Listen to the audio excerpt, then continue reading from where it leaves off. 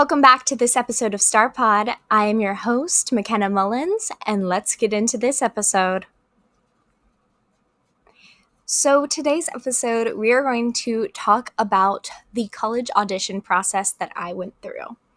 Now, I know this is like kind of a niche thing to go over, but I really thought as someone who went into this not really having any idea of how it goes or what the process is, I would share it just hoping that someone who's going through a similar situation would be able to connect or maybe even get some leeway of what they're quite getting into. So let's start off with college auditions. What did I audition for? I auditioned for schools of music at many different universities, conservatory programs, to study vocal performance opera.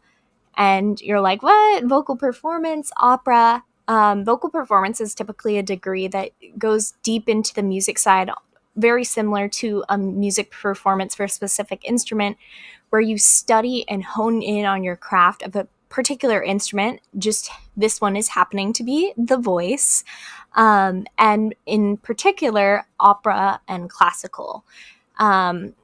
Basically, your standard opera diva moment, lots of training, lots of language work, all sorts of things. And how I got into this was my freshman year. After the pandemic had hit, I was really stuck with musical theater. I had found out like about sixth grade when I did one of my first middle school productions that this is what I want to do. I want to perform.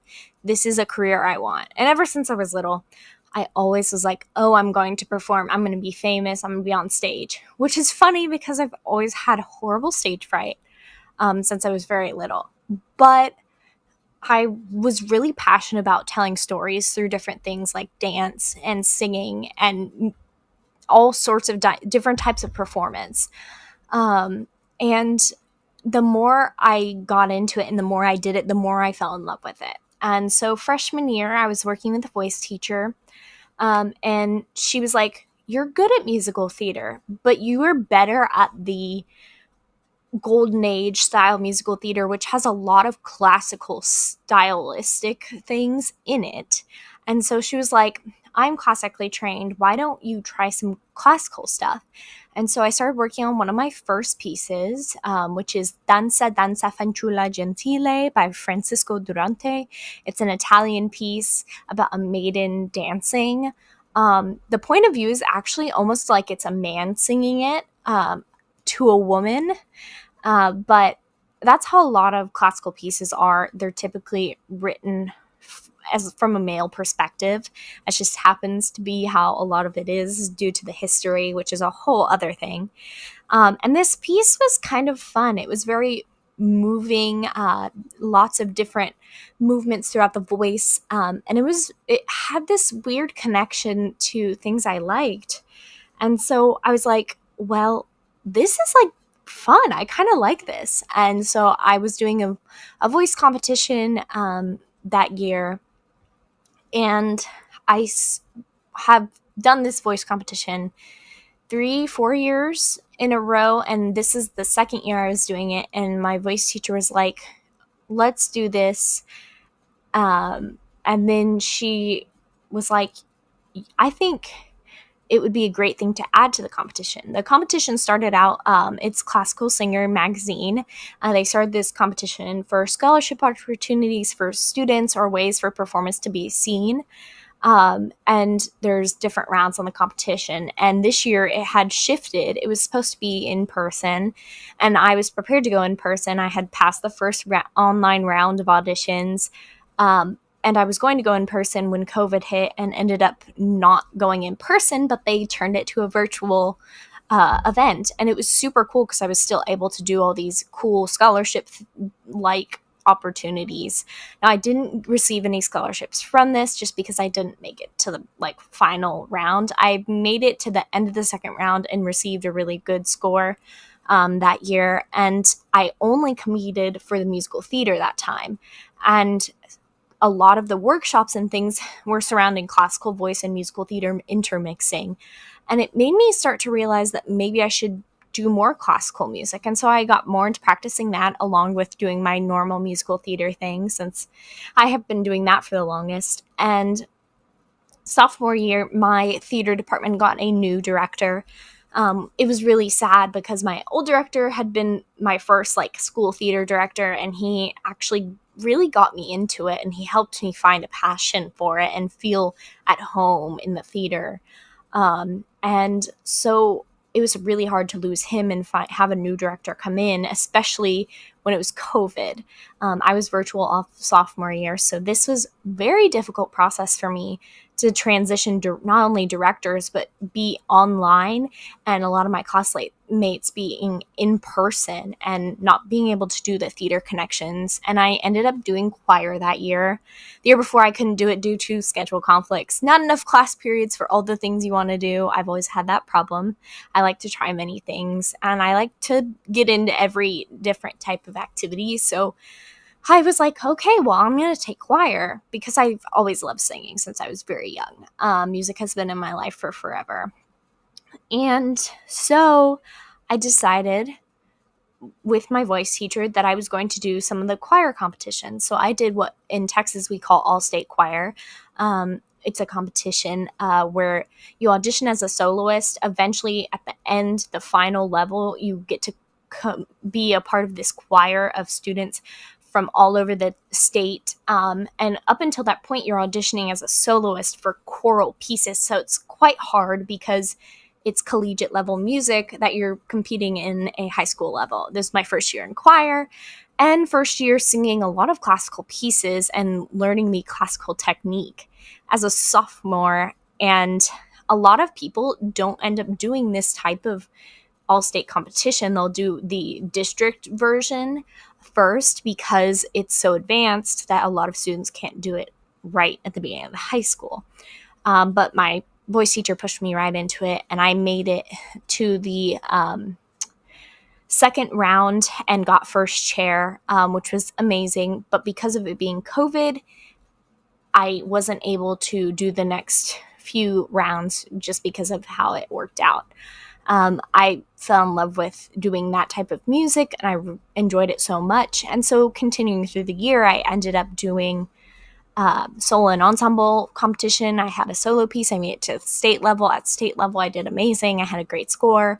I got a perfect score. And that was like my first time doing classical music. And I was like, the more I thought about it, the more I was like, I really like this. So I started talking to my voice teacher about it. And so we started looking at potential for me to study classical voice in college, or to study just voice in general and branch out from there later on, maybe in a master's program. And then end of sophomore year, a lot of things had happened in my high school experience, which I'll probably touch on at a later time, that ended up causing me to move. Both family situation, school situation, all sorts of things. The education that I was getting wasn't quite what I needed. And so we ended up moving closer into downtown Houston area. And the school I switched to had an amazing theater program, many awards they've won. I had competed against them in previous years in what we call the Tommy Tune Awards, which is an awards high school musical theater award competition. And I had competed against the high school that I moved to for years before, and I knew all about them. So I was super excited to get to go to that high school.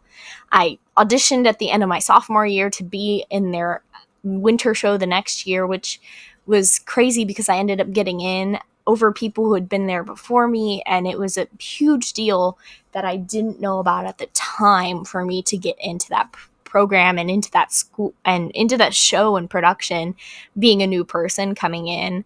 I actually hadn't even officially transferred yet when I auditioned, and then obviously I transferred once we got into our new home and all of that. But it was super exciting to get to do that. And I was telling people a lot of times when you meet people, and this is my going into my junior year, they're like, oh, do you know what you're doing for college? And that's where a lot of people started asking the question. It caused me to think more about it. And it kind of changed throughout my junior year. It went from vocal pedagogy, which is studying the teaching of voice, and it transformed into opera.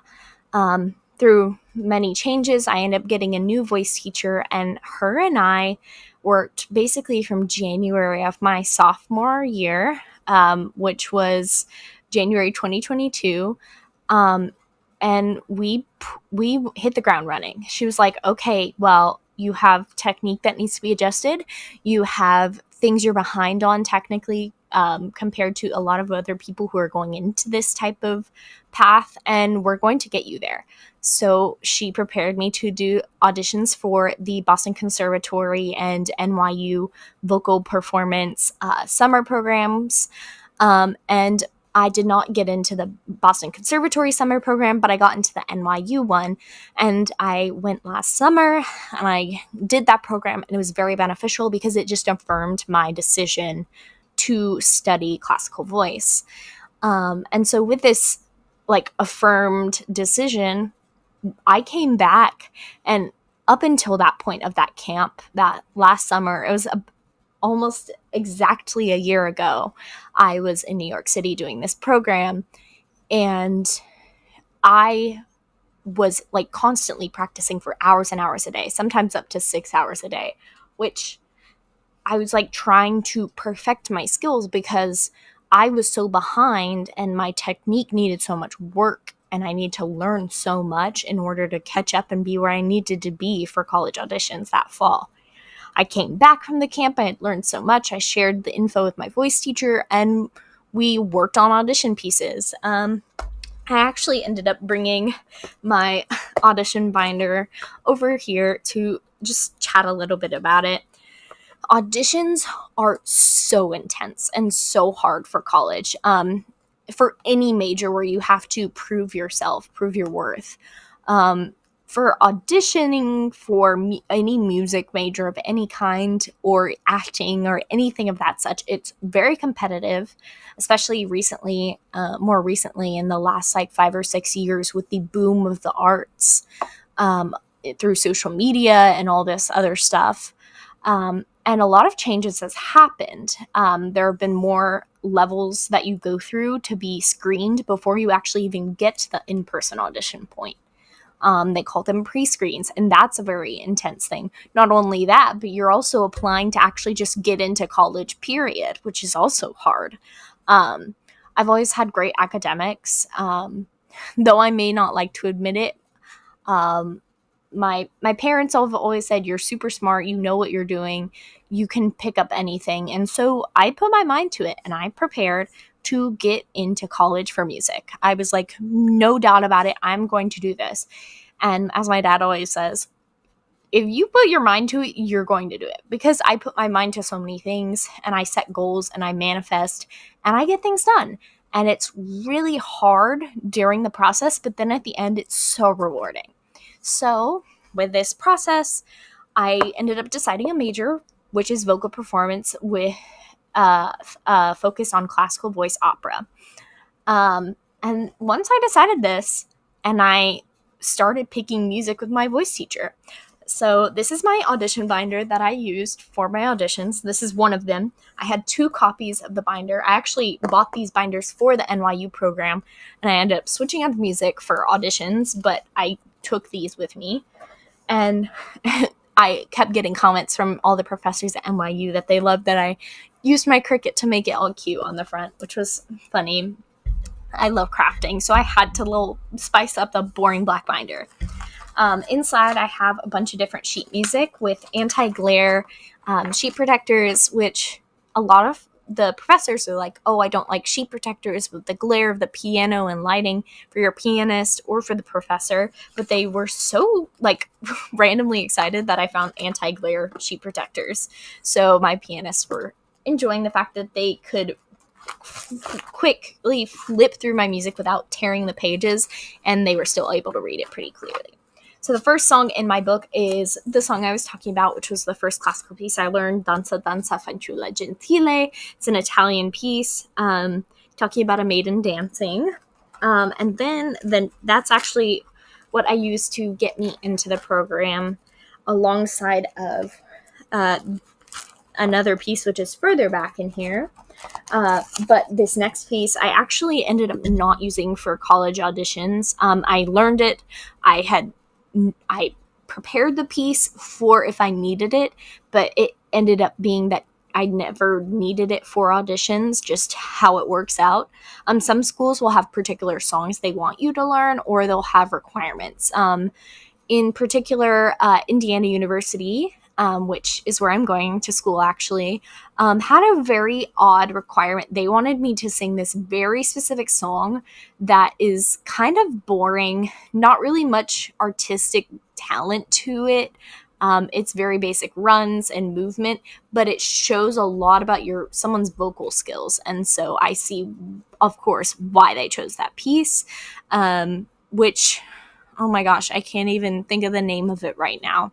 I'll have to pull it up in a minute. But they all have different things. So I did not use this piece, which is a German piece, Du Ring an meinem Finger, by Schumann, who's a famous composer.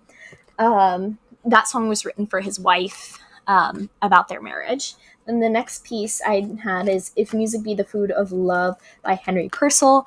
And this song actually made me fall in love with Baroque period music. I love Baroque. It has a very specific twang, a lot of harpsichord, very pretty stylistically. And this song was super fun. I took it to the camp with me, worked on it. It was super amazing. It's an English piece, but it's got some funky rhythms and like patterns because of it being Baroque.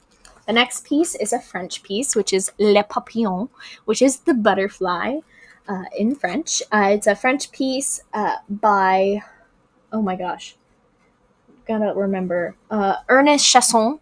And it's from a grouping of pieces that I think are all about butterflies. It's one of my favorite pieces, and this ended up being the song that I did for almost every single audition for college, and it was a hit. I'm almost certain that this is the piece that got me into college for a few schools, and this is the piece that I think got me into Indiana University, Jacob School of Music, which is a really hard program to get into. And I love it so much. It's such a pretty song, and the way the movement is through the voice, and it's so satisfying. It's just my favorite.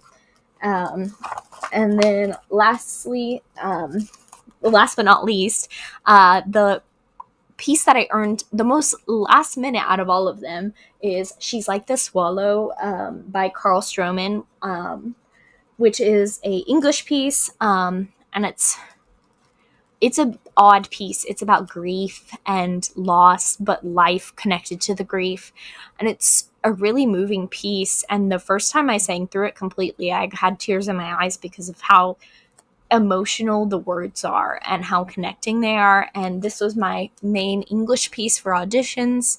A lot of auditions, this was my starting song, because they would have me start with whatever song I wanted, and this was the one I started with because it's easiest to start with your English and then go from there, especially because they say that the three main languages are Italian, German, French, and then there's English as a fourth, but English is supposed to be harder than certain languages. So this piece is a little difficult, but it's also still easy-ish at the same time.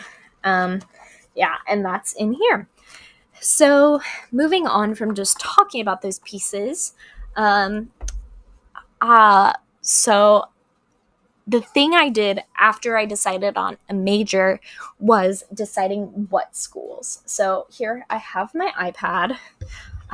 Don't mind my little orange kitty. He's hanging out. Big yawn. He's all happy to cuddle and hang out. But if you're watching YouTube, you can obviously see my cat. But if not, my little orangey cat is sitting next to me. And so I'm pulling this up. I'll see if on YouTube I can like pull it up on screen, make it bigger so you can see. But I have this massive spreadsheet that I made with all the schools that I did research on and figured out as much as I could about what's the best school with the teaching style and all the things I liked about different voice programs. And the NYU voice intensive I did over the summer ended up helping me figure out a lot about what teaching style that I liked.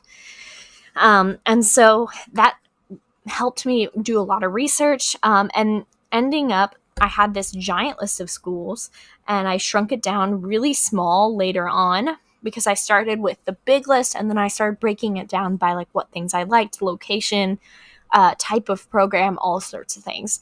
So I'll just read a few off the list. Of course, the first one is Juilliard. We all know Juilliard. Then University of Cincinnati College and Conservatory, New England Conservatory, Indiana University, University of Rochester Eastman School of Music, Boston University, Manhattan School of Music, Carnegie Mellon, Northwestern University, Vanderbilt, DePaul, University of Washington, Berklee College of Music, University of North Carolina School of the Arts, Oberlin, New York University or NYU, FSU, Florida State University, Syracuse, Gettysburg, Illinois Wesleyan, Temple, Oklahoma City, Baldwin Wallace, OU, and so many others.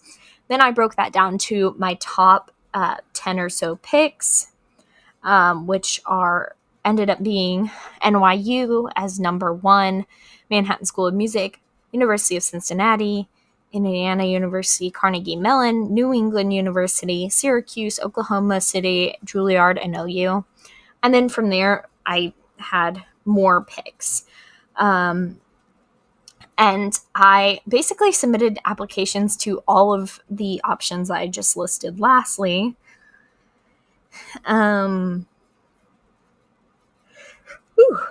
Yawning. And then I ended up submitting applications to NYU, Indiana, Syracuse, Oklahoma City, Gettysburg, Baldwin Wallace, Oklahoma University, and a few others. And once I submitted my application to the college itself, I went into the process of submitting to the School of Music. For those who are normal universities, some of the programs were conservatories, so I just submitted an application straight to the School of Music. And then once I did that, there was a lot of them a pre-screening process. You upload your headshot, your resume, and you film audition videos of certain pieces within their certain parameters for pre-screens, and you submit them, and it's like a pre-audition audition. So it's a pre-screening of your audition. Then once you make it past that level, you will most of the time go to an in-person audition. I did pre-screens for all the schools I just said, and I ended up making it past pre-screens for 6, 7 of them. I did a virtual audition for NYU. I got to skip the pre-screen because I had done the intensive. I did my virtual audition in November of last year, which honestly feels forever ago.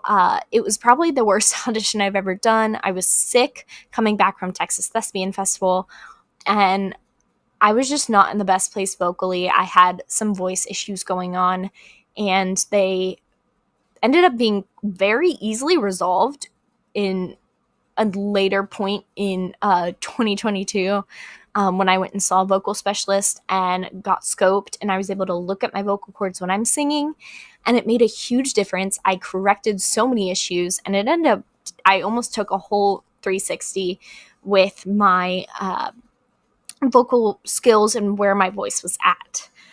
So that audition wasn't great, but I think it shows how much the universe had a plan for me not to go to NYU, even though that was my top choice. I ended up not finding out if I made it into NYU or not until March, I think, February or March. Then my next audition was Syracuse University, and that was my first in-person audition and first audition of the process. That was January 28th. No, January 21st, I think. And so I went up to Syracuse, New York with my mom, and we did that audition. It was very tough. I have horrible anxiety, horrible stage fright. I ended up having to take medications to keep me from having a panic attack. The audition went okay, but not as this as it could have gone, which is totally understandable when I had not done this before. So I had that. So sorry about that. Someone came into my room, so I have to go back a few steps. As I was saying, the in-person audition, we had the audition. I met up with someone who I'd met through the NYU Voice Intensive who was attending Syracuse, got to get a little tour from her, do some activities, and I ended up learning quite a bit. And then from there, we came back. I had my winter show, which was Young Frankenstein, which we won several Tommy Tune Awards for, which amazing, just amazing experience. And for doing that Tommy Tune Awards for 6 years to end it on that note was just amazing. Little tidbit, thank you to everyone a part of Stratford Playhouse, directors, other castmates, students, crew, everyone. I love you so much. That was the greatest experience, and I'm going to miss getting to do it with all of you. Then, of course, I went back for more auditions. So the next week after the show ended and closed, I had more auditions. The next one I did was, oh gosh, I think it was Baldwin Wallace. That was a great audition. The program was very cool. I thought I did fabulous. I ended up not getting in there at all. Totally fine. Syracuse, I did get into their program with a scholarship. I ended up deciding not to go there for other reasons. Then the next school I did was, holy crap. I did so many auditions, it's so hard to remember. I think it was Oklahoma City University and OU. OU, I ended up having to do a private audition because OCU and OU had the same audition day. We drove to those, we did not fly. Baldwin Wallace, we did fly to. Syracuse, we flew to. OCU and OU went great. I got a personal tour from one of the professors there. I honestly, it was my solid second. That was one of my two choices at the end, and I ended up going with Indiana, but OU was a next good option. I loved it so much, and honestly, I would say thank you to those professors because they did a lot that helped me with my decision on where I wanted to go and figure out what I should get out of a voice program by talking to them. Then I did OCU. I didn't have a great audition experience. I'll say that for sure. The auditions were mostly focused on the musical theater kids that were there. The classical music audition was okay. The faculty was, I didn't get a good impression. I ended up meeting up with a friend from my old school, not the high school I just graduated from, but the one previous to that. And I ended up meeting up with her, having coffee with her and a friend, because she actually is attending OCU. And it was great to hear her perspective of the school and everything about that. And it was really nice to see her, and I enjoyed getting to see her. And we're trying to keep connecting because we had a good friendship when I went to the school. So we're trying to keep that going. I got into OU, obviously, or else it wouldn't have been my other option other than Indiana. OCU, I got into a music major, not the music major I wanted. I wanted a bachelor's of music in vocal performance, and they offered me a BFA in music. That's not what I wanted, and I'm not going to settle for less just because they want to offer a larger scholarship. In some cases, I would if it was significantly larger than other schools, but it ended up working out that I was getting more money from Indiana at the end of the day. And I think I'd rather go to a school that I'm more excited about and get the exact degree I think I want than go somewhere and settle for less. So then I had, oh my gosh, what other auditions? I feel like I'm missing a ton. I definitely am. But my last audition was Indiana University, and I had my hopes up a little bit for that school. because of how interested I was. And Jacobs School of Music is one of the top programs for vocal performance. It's a really cutthroat program. They have all the way to doctoral and certificate programs, and it's super intense training. But the more I got to see things, the more I fell in love with it. The professors just seemed amazing. I did my audition, and afterwards, I had to get them to sign a paper to say basically that I did my audition because I had missed school. And that it was okay. I did my audition. I didn't just sneak off. I actually had a college related thing. And they were signing the paper, and all the professors were just chit chatting with me while the main one was filling out the form.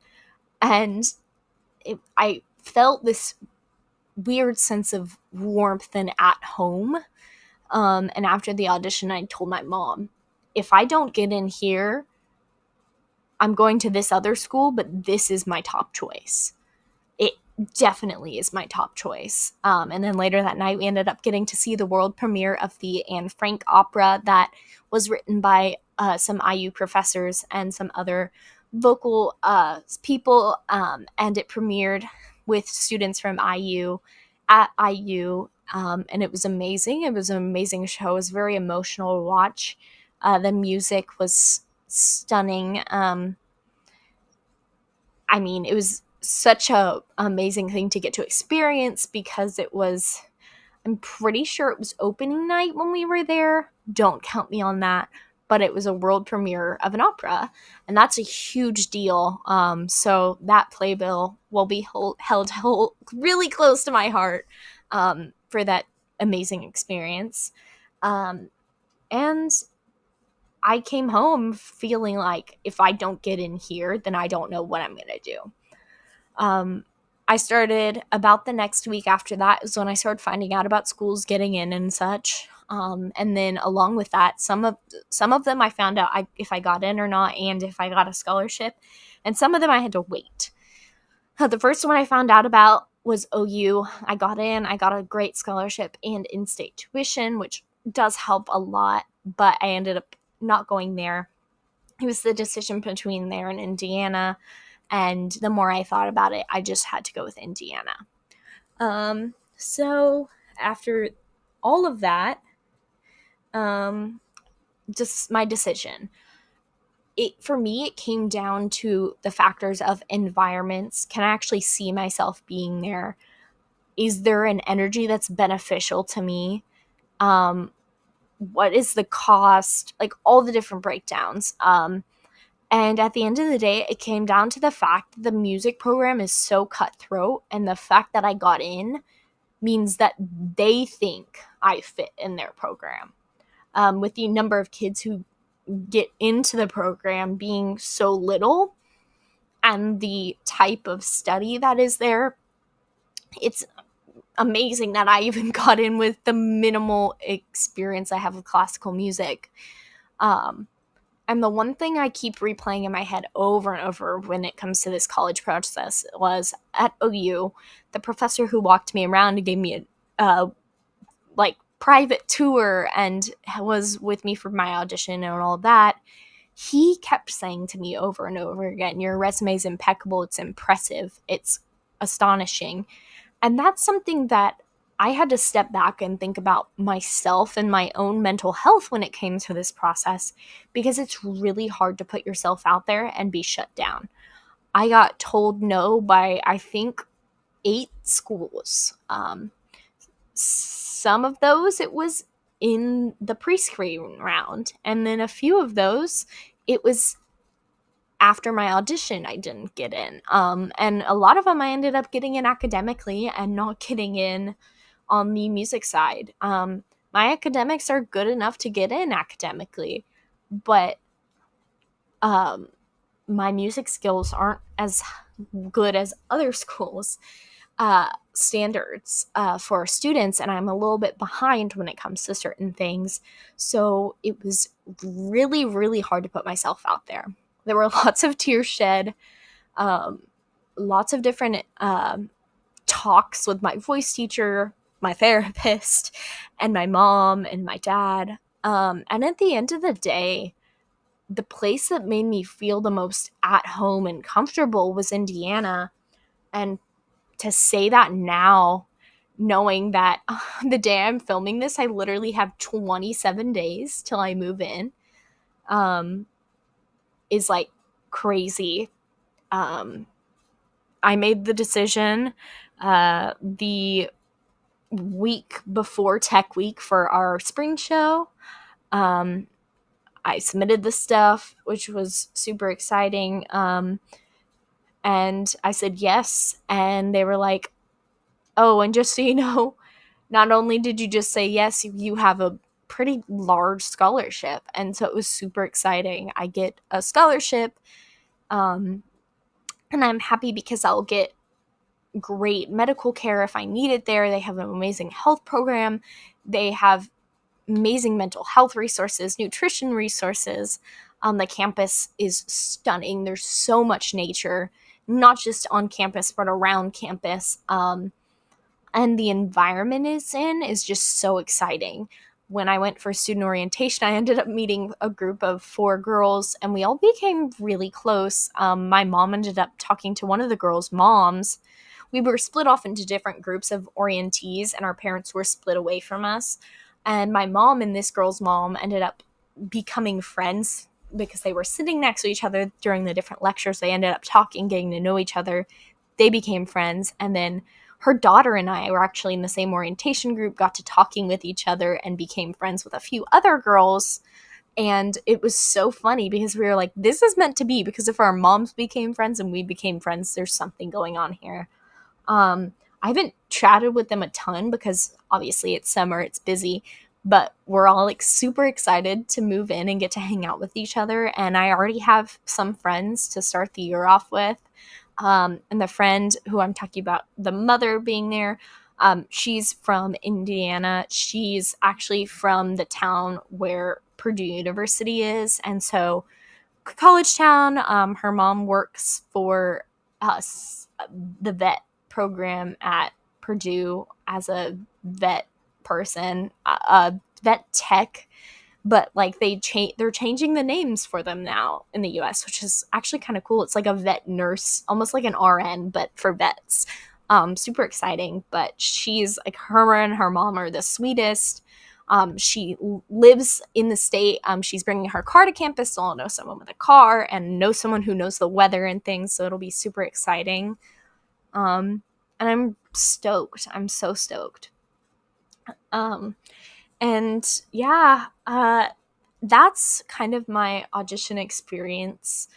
Um, Doing college auditions for vocal performance, getting a little bit into the college process. If you guys want to hear anything more about vocal performance in particular, or college in particular, getting applications in, all that, any advice or whatever, always leave a comment, send me a message on Instagram. My Instagram, I'm pretty sure, is linked in the description of the YouTube video and the podcast episode. Um, Also, please share any questions on my Instagram with me. DM me questions. I've been posting Instagram stories with question tabs, and comment on my YouTube videos and on these podcasts, different questions for a Q&A that I will be doing hopefully next episode. If not the next episode, the episode after that. And I hope you guys enjoyed this episode of Starpod. Thank you all for listening, and I'll see you later.